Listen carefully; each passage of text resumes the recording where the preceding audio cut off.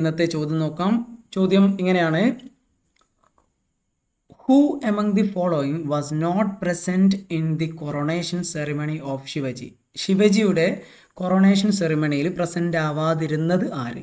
Option A Gangabhatta, option B Jijabai, option C Henry Oxenden, option D Pratap Rao Gujjar. ഇവിടുത്തെ ശരി ഉത്തരം എന്ന് പറയുന്നത് ഓപ്ഷൻ ഡി പ്രതാപ് റാവു ഗുജ്ജർ എന്നുള്ളതാണ്. ഇതിനകത്ത് മനസ്സിലാക്കേണ്ട ഒരു സംഗതി എന്താണെന്ന് വെച്ചാൽ 1674 ശിവജിയുടെ കൊറോണേഷൻ നടക്കുന്നത്. 2 തവണകളിലായിട്ട് കൊറോണേഷൻ നടന്നിട്ടുണ്ടായിരുന്നു. ആദ്യത്തെ തവണ കൊറോണേഷനിൽ ചില ഓർത്തഡോക്സ് ബ്രാഹ്മിൻസ് പ്രശ്നം ഉണ്ടാക്കുകയാണ് ചെയ്തിട്ടുള്ളത്. കാരണം ഗംഗഭട്ട എന്ന് പറയുന്ന ആളാണ് അത് ലീഡ് ചെയ്തിരുന്നത്. അതുകൊണ്ട് തന്നെ അത് ശരിയല്ല എന്ന് പറഞ്ഞിട്ട് പിന്നീടൊരു പ്യൂർ ബംഗാളി ബ്രാഹ്മിനെ കൊണ്ടുവന്നിട്ടാണ് 2ാമത്തെ തവണ കൊറോണേഷൻ നടത്തുന്നത്.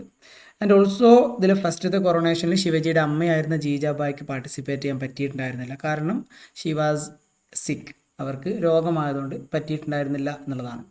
ആൻഡ് നമ്മൾ ഈ പറയുന്ന പ്രതാപ് റാവു ഗുജ്ജർ എന്ന് പറയുന്നത് അദ്ദേഹം മറാത്തയുടെ അല്ലെങ്കിൽ ശിവജിയുടെ മിലിറ്ററി കമാൻഡർ ആയിരുന്നു.